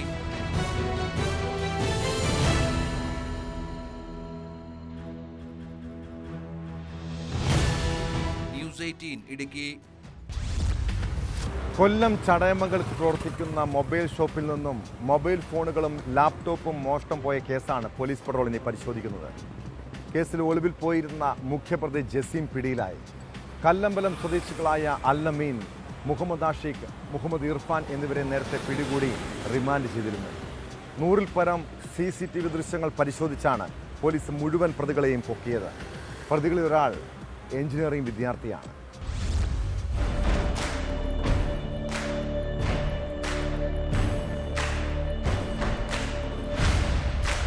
കൊല്ലം ചടയമംഗലത്ത് പ്രവർത്തിക്കുന്ന പഞ്ചമം എന്ന മൊബൈൽ ഷോപ്പിലായിരുന്നു ഈ 1-ാം തീയതിയിൽ മോഷണം നടന്നത്.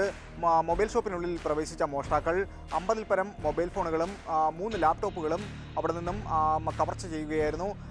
CCTV ദൃശ്യങ്ങളടക്കം പുറത്തു വന്നിരുന്നു. ദൃശ്യങ്ങളിൽ അല്ലമീൻ, ജസീം എന്നീ 2 യുവാക്കളെയായിരുന്നു കണ്ടത്. പോലീസ് കൃത്യമായി അന്വേഷിച്ചിരുന്നു. ഇതുമായി ബന്ധപ്പെട്ട് 3 പേരെ ആദ്യം പിടികൂടുകയും ചെയ്തിരുന്നു. ഇതിൽ അല്ലമീനും ഉൾപ്പെട്ടിരുന്നു. എഞ്ചിനീയറിംഗ് വിദ്യാർത്ഥികളടക്കം 3 പേരെ ആയിരുന്നു ആദ്യം പിടികൂടിയത്. പിടികൂടിയത്. കാരണം ഇവിടെ നിന്നും കൊണ്ടുപോയ മൊബൈൽ ഫോണുകൾ ഇവർ എറണാകുളത്ത് വിൽപ്പന നടത്താൻ ശ്രമിച്ചു. തുടർന്ന് ഇവർ ചെന്നൈയിൽ കൊണ്ടുപോയി സംഘം ചേർന്ന് മൊബൈൽ ഫോണുകളെല്ലാം വിൽപ്പന നടത്തുകയും ചെയ്തു എന്ന് പോലീസ് കണ്ടെത്തി. തുടർന്ന് നടത്തിയ പരിശോധനയിലാണ് പ്രധാന പ്രതിയിലേക്ക് പോലീസ് എത്തിയത്. കഴിഞ്ഞ ദിവസമാണ് പ്രധാന പ്രതിയായ ജസീം പിടിയിലായത്. ജസീമിൻ്റെ പഞ്ചർ വർക്ക്ഷോപ്പ് കടയിൽ നിന്നുമാണ് ജസീമിനെ പിടികൂടിയത്. ഇവിടെ നിന്നും മോഷ്ടിച്ച ലാപ്ടോപ്പ് അടക്കം ഈ കടയിൽ നിന്നും കണ്ടെടുക്കുകയും ചെയ്തിട്ടുണ്ട്. അതുപോലെ തന്നെ പിടിയിലായ ജസീമിനെ ഈ മോഷണം നടന്ന കടയിൽ എത്തിക്കുകയും ചെയ്തു. ചടയമംഗലത്ത് പ്രവർത്തിക്കുന്ന ഈ മൊബൈൽ ഷോപ്പിൽ എത്തിക്കുകയും മോഷണ വിവരങ്ങൾ കൃത്യമായി തന്നെ ജസീം പോലീസിനോട് വെളിപ്പെടുത്തിയ സാഹചര്യമായിരുന്നു ഉണ്ടായത്. തെളിവെടുപ്പ് പൂർത്തിയാക്കിയതിനു ശേഷം കോടതിയിൽ ഹാജരാക്കി പ്രതിയെ റിമാൻഡ് ചെയ്തിട്ടുണ്ട്. S Vineesh, news 18, Kottarakkara.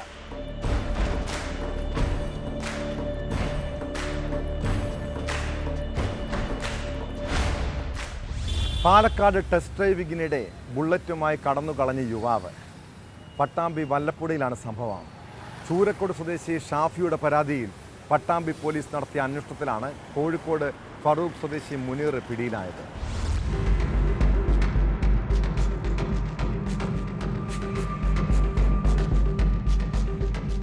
ഇക്കഴിഞ്ഞ ഓഗസ്റ്റ് 15-നാണ് കേസിനാസ്പദമായ സംഭവം. ഫേസ്ബുക്കിൽ ബുള്ളറ്റ് വിൽപ്പനയ്ക്കുണ്ടെന്ന പരസ്യം കണ്ടാണ് പ്രതി മുനീർ വല്ലപ്പുഴ ചൂരക്കോട് എത്തുന്നത്. തുടർന്ന് വിൽപ്പനയ്ക്ക് വെച്ച ബുള്ളറ്റ് ഓടിക്കുകയും ചെയ്തു. ഇതിനിടെ ശ്രദ്ധ മാറിയതോടെ ഇയാൾ ബുള്ളറ്റുമായി കടന്നു. തുടർന്ന് വാഹന ഉടമ ചൂരക്കോട് സ്വദേശി ഷാഫി പരാതിയുമായി പട്ടാമ്പി പോലീസ് സ്റ്റേഷനിലെത്തി. എഫ്ഐആർ രജിസ്റ്റർ ചെയ്ത പോലീസ് CCTV-കൾ കേന്ദ്രീകരിച്ച് നടത്തിയ അന്വേഷണത്തിനൊടുവിലാണ് കോഴിക്കോട് ഫറൂഖിൽ നിന്നും പ്രതി മുനീറിനെ അറസ്റ്റ് ചെയ്തത്. മോഷ്ടിച്ച ബുള്ളറ്റും ഇയാളിൽ നിന്ന് കണ്ടെടുത്തു. പട്ടാമ്പി CI അൻഷാദിന്റെ നേതൃത്വത്തിലുള്ള പോലീസ് സംഘമാണ് പ്രതിയെ പിടിച്ചത്. സമാനമായ കേസുകളും മോഷണ കേസുകളും തിരൂർ, പെരിന്തൽമണ്ണ അടക്കമുള്ള സ്റ്റേഷനുകളിൽ ഇയാൾക്കെതിരെ നിലവിലുണ്ടെന്ന് പട്ടാമ്പി CI അൻഷാദ് പറഞ്ഞു. നമ്മളാ പരിസരത്തുള്ള എല്ലാ CCTV ക്യാമറകളും പരിശോധിച്ചാൽ ഇയാൾ ആദ്യം പട്ടാമ്പി ഭാഗത്തേക്ക് വരികയും തുടർന്ന് മറ്റൊരു വഴിയിലൂടെ വീണ്ടും കുപ്പം ഭാഗത്ത് പോയതായിട്ട് മനസ്സിലാക്കാൻ കഴിഞ്ഞു.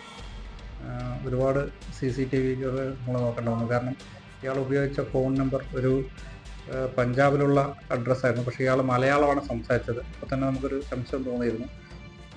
കാരണം ഏതെങ്കിലും നമ്മളെ തെറ്റിദ്ധരിപ്പിക്കാനായിരിക്കാം അത്തരമൊരു ഫോൺ ഉപയോഗിച്ച് ഈ പ്രവൃത്തി ചെയ്തതെന്ന്. ഉടൻ തന്നെ നമുക്ക് അവൈലബിൾ ആയിട്ടുള്ള ഫോട്ടോസും എല്ലാം എല്ലാ ഗ്രൂപ്പുകളിലും ഷെയർ ചെയ്തിരുന്നു. പക്ഷെ തുടർന്നുണ്ടായ നമ്മുടെ ഈ നിരന്തരമായിട്ട് ഇതിൻ്റെ പിന്നാലെ പോലീസ് ടീം പോയതോടെ മുനീർ എന്ന ആളിനെ നമുക്ക് മനസ്സിലായി ഇയാളാണ് ഇത് മോഷ്ടിച്ചതെന്ന്. പട്ടാമ്പി SI ഹരിദേവ്, CPOമാരായ റിയാസ്, മിജേഷ് എന്നിവരടങ്ങുന്ന സംഘമാണ് പ്രതിയെ പിടിച്ചത്.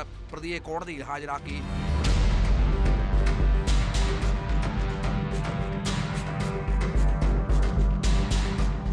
ന്യൂസ് 18 പട്ടാമ്പി.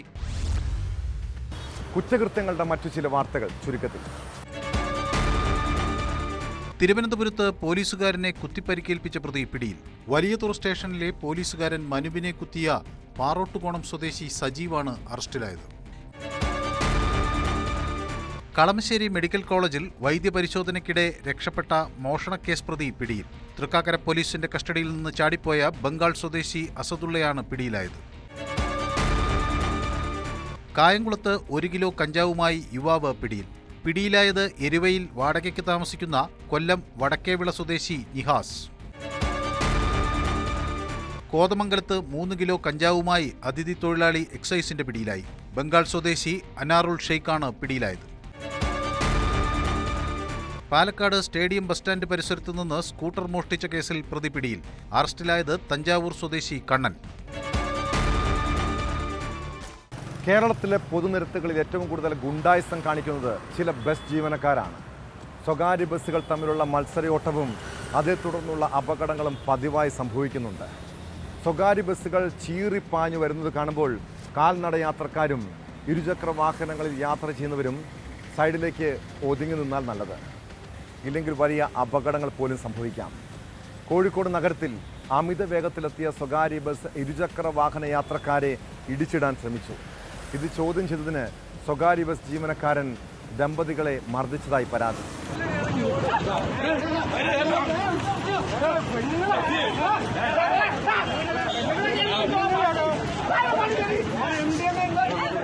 കോഴിക്കോട് നരിക്കുനി റൂട്ടിലോടുന്ന ബിൽസാജ് ബസ്സിലെ ജീവനക്കാർക്കെതിരെയാണ് ദമ്പതികൾ പരാതി നൽകിയിരിക്കുന്നത്. ബസ് ജീവനക്കാരുടെ ഈ ഗുണ്ടായിസം വെച്ചുപൊറിപ്പിക്കാൻ കഴിയില്ല. ഇവർക്കെതിരെ നടപടി സ്വീകരിക്കാൻ മോട്ടോർ വാഹന വകുപ്പോ പോലീസോ തയ്യാറാകണം. ഇതോടെ പോലീസ് പട്രോൾ പൂർണ്ണമാകുന്നു. നമസ്കാരം.